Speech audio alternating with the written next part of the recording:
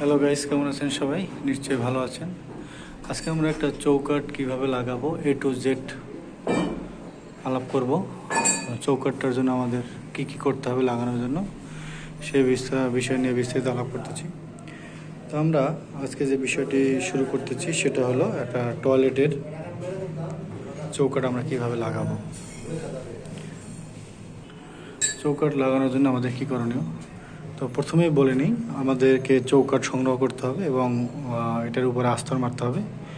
সেটা হলো প্রথম চৌকাঠ সংগ্রহের পরেই এবং এর ব্যাক সাইডে বিটুমিন মারতে হবে। এরপরে আপনি যে জায়গাতে চৌকাঠ লাগাবেন সেই চৌকাঠ লাগানোর জায়গায় আপনার আগে নির্ধারণ করে নিতে হবে যে আপনি কয়টি ক্লাম্প লাগাবেন, 3টি লাগাবেন অথবা 4টা লাগাবেন। যেহেতু আমরা 4টি ক্লাম্প দিয়ে এটা লাগাচ্ছি, তো সেক্ষেত্রে বলে নেই আমাদের প্রথমে একটু করা উচিত ছিল যেটা যে গাঁথনির সময় আমাদের এই যে ক্লাম্পের জায়গাগুলো এগুলো ফলস বালু দিয়ে গাঁথনি করা। এই একটা ইট আমরা যেহেতু করি নেই, এটা আপনারা করবেন। করে নিয়ে এরপরে আপনার ক্লাম্প লাগাবেন চৌকাঠে, অর্থাৎ যেখানে যেখানে ক্লাম্প হবে এই ক্লাম্পটা হলো নিচ থেকে 6 ইঞ্চি উপরে, উপর থেকে 6 ইঞ্চি নিচে। এই হলো দুইটা বিষয়। আর মাঝখানে যে গ্যাপটা থাকে এই গ্যাপটাকে সমান 3 ভাগ করে, এই 1 ভাগ, 2 ভাগ, এই 3 ভাগ করে এর মধ্যে 2টা ক্লাম্প দিবেন। এই হলো বিষয়। এই ক্লাম্পের জন্য আপনার যেটা করণীয় সেটা হলো স্ক্রু। আমরা এখানে 6 ইঞ্চি থেকে 1.5 ইঞ্চি স্ক্রু ইউজ করেছি।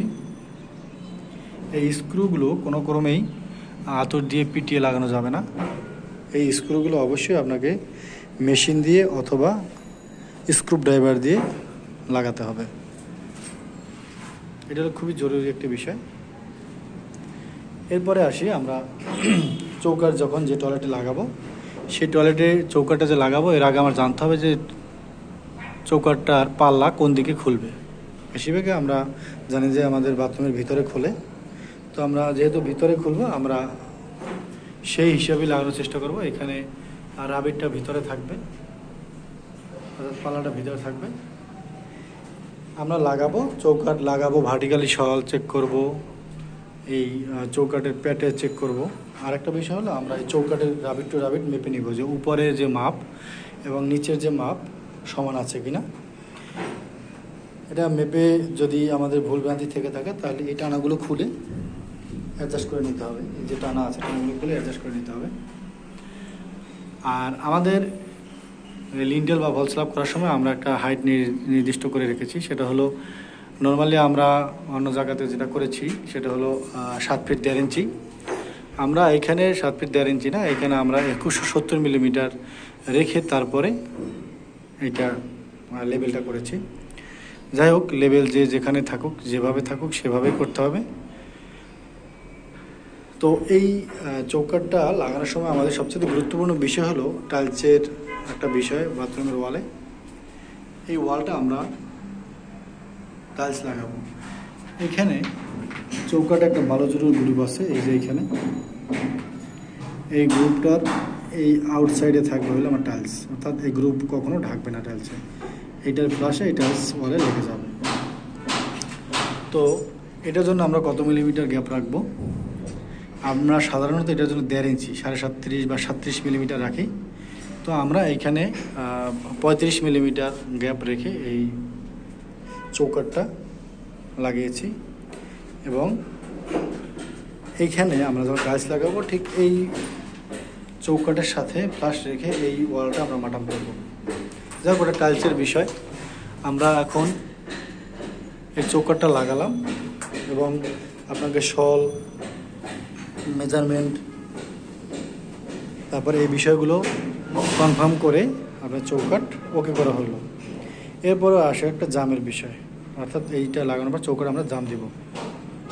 আসে আমরা চৌকাঠের জামের বিষয় নিয়ে বলতেছি। এখানে কিছু চৌকাঠ আমরা জাম দিয়েছি আর কিছু চৌকাঠ জাম দেওয়া হয়নি। যাই হোক, এটা নিয়ে আলাপ নাই, সেটা নিয়ে আলাপ করি। আমরা চৌকাঠ লাগানোর সময় সবচেয়ে গুরুত্বপূর্ণ বিষয় হলো জাম দেওয়ার সময় যে এই যে গ্যাপটা আছে এইখানে আমরা 1 ইঞ্চি পরিমাণ একটা গ্যাপ রাখবো। আর এই মশলাটা অবশ্যই শুকনো করে বানাবো। যাতে এই ঢালাইটা শক্ত হলে এটা বসে না যায়। তো আমরা এখানে একটু করেছি যে এখানে গ্যাপটা কম রাখা হয়েছে, এটা মিনিমাম 1 ইঞ্চি গ্যাপ রাখতে হবে।